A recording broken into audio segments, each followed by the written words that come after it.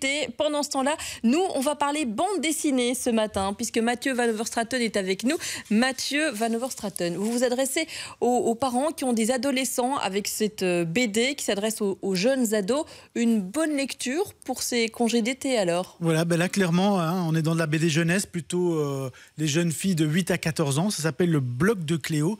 Et je pense qu'effectivement, ça peut être une chouette BD à emmener dans ses valises, si jamais on part en vacances, à lire dans la voiture, dans le train, dans l'avion, tout est possible.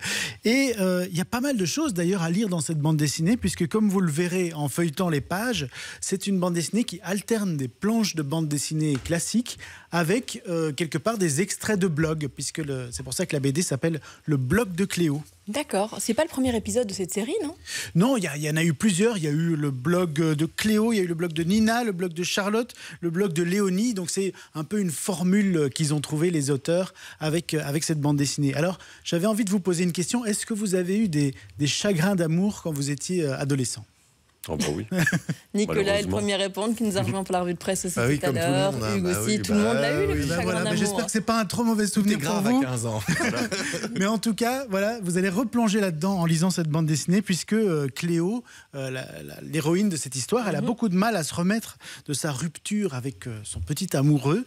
Et depuis que Valentin lui a dit c'est fini, eh ben, elle ne s'intéresse plus à rien. Elle reste enfermée dans sa chambre, à se morfondre, à pleurer. Et même quand ses copines lui proposent d'aller rencontrer son autrice préférée à une séance de dédicace, elle ne saute pas de joie. Et ce qui est plutôt étonnant, parce que Cléo, elle adore lire. Elle a même un blog où elle parle de livres. Ah, c'est ça que c'est écrit un peu de façon spéciale dans votre BD. Il y a vraiment des images, on dirait que c'est un blog avec ajouté des extraits de blog, etc. Exactement. Oh, c'est super sympa. Et donc quand elle va chez sa psychologue, puisque sa maman s'inquiète quand même un peu de l'état de sa fille, elle envoie Cléo chez la psychologue, et la psychologue lui dit: mais et si tu écrivais tes propres histoires sur ton blog, histoire d'oublier un peu Valentin? Et c'est comme ça, grâce à l'imaginaire, grâce aux histoires qu'elle va écrire sur son blog, qu'elle va parvenir à surmonter son terrible chagrin d'amour. Alors, Becca, qui a écrit cette série, est aussi le scénariste de Studio Danse, je pense. Oui, donc Becca, en fait, ce n'est pas un scénariste, mais deux scénaristes, puisque derrière ce pseudonyme se cache en fait un duo composé de Bertrand Esqueix et Caroline Roch. Donc leurs deux premières lettres forment Becca, et ce sont des auteurs très efficaces. C'est des BD faciles à lire, mais très efficaces, très simples aussi au niveau du dessin dans ce cas-ci. Et depuis quelques années, on retrouve effectivement Becca derrière un très grand nombre de séries à succès. Vous avez évoqué Studio Danse. Il y a aussi une série qui s'appelle Les Rugbymen qui cartonne vraiment en France. Je crois que ça marche un peu moins. Pour les filles, pour les garçons, j'ai un peu l'impression. En fait, c'est des auteurs, ils choisissent souvent un peu des catégories comme ça, et puis ils vont à fond dedans. Dans un tout autre registre d'ailleurs, c'est eux qu'on retrouve aussi derrière une bande dessinée qui s'appelle Le jour où le bus est reparti sans elle, qui est une bande dessinée de développement personnel, qui a beaucoup de succès, et dont le 5e tome va sortir d'ici quelques semaines. Et alors, pour revenir vers un univers un peu plus belge, c'est aussi Becca qui a relancé ou qui a lancé une série autour du personnage de Champignac.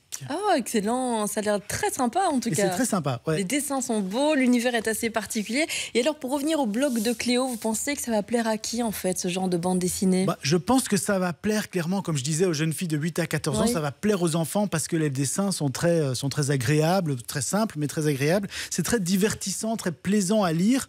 Et du coup, je pense que ça va peut-être plaire aussi à certains parents. On ne sait jamais, vous savez, les parents, ils aiment bien aussi lire les BD de leurs enfants. Souvent, quand ça traîne, à un moment donné, on y va aussi. Il faut se faire plaisir, et puis comme ça, on sait un peu de quoi ça parle. Bizarrement, quand vous parlez des jeunes filles de 8 à 14 ans, je me sens concerné. Donc je crois que je vais lire le blog de Cléo. Eh bien, ça tombe bien. Si vous voulez, prenez votre téléphone, puisqu'on va jouer ensemble pour le remporter ce matin. Le blog de Cléo, on a 2 exemplaires offerts par les éditions Bambou pour vous.